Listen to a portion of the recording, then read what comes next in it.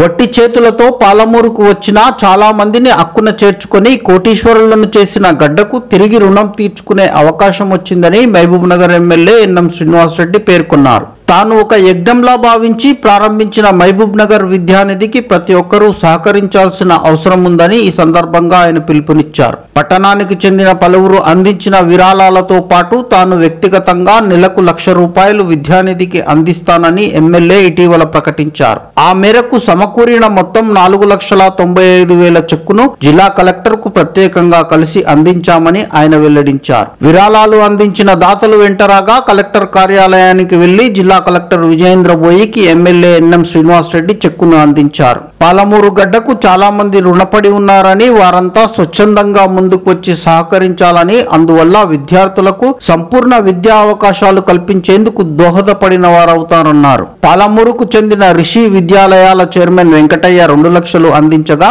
Councillor Ramadevi Srinivasaraju, గ్రంథాలయ సంస్థ chairman Narasimha Reddy, పోలా శ్రీనివాసులు 50,000 చొప్పున విద్యానిధికి అందించారు. Market committee chairman Bakkari Anitha 25,000 అందించగా, దోమా పరమేశ్వర్, రంగినేని మన్మోహన్, చందులాల్లు విరాళాలు అందించిన వారిలో ఉన్నారు. వీరిని స్ఫూర్తిగా తీసుకొని మరింత మంది ముందుకు వచ్చి విద్యానిధికి విరాళాలు అందించి విద్యా యజ్ఞానికి సహకరించాలని ఎమ్మెల్యే శ్రీనివాసరెడ్డి ఈ సందర్భంగా విజ్ఞప్తి చేశారు.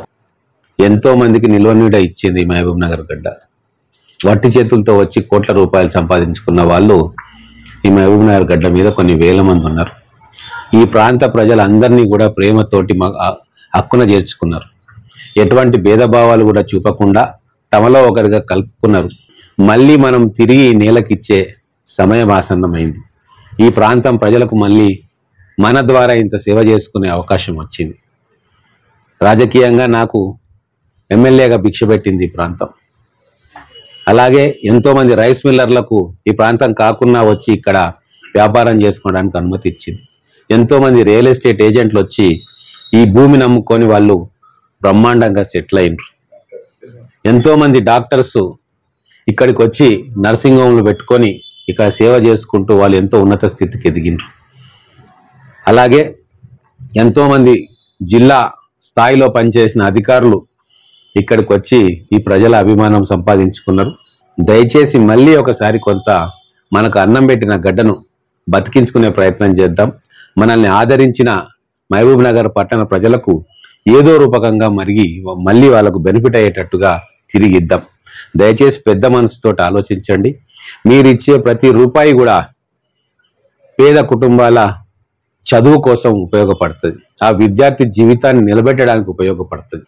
ఇది ఒక యజ్ఞంలాగా మనందరం కలిసి చేస్తే ఈరోజు నాతో పాటు ఒక 10 చేతులు వచ్చినాయి, రేపు 100 చేతులు వస్తాయి, ఆ తర్వాత 1000 చేతులు ఉంటాయి.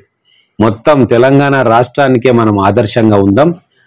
మహబూబ్ నగర్ ఫస్ట్ అని మనం ఏదైతే కాన్సెప్ట్ అనుకుంటా ఉన్నామో, ఈ మహబూబ్ నగర్ విద్యానిధిలో ఇటువంటి మంచి సంకల్పంలో కూడా మనం నెంబర్ 1 తెలంగాణ జిల్లాలో మొత్తానికెల్లా మహబూబ్ నగర్ వాసులు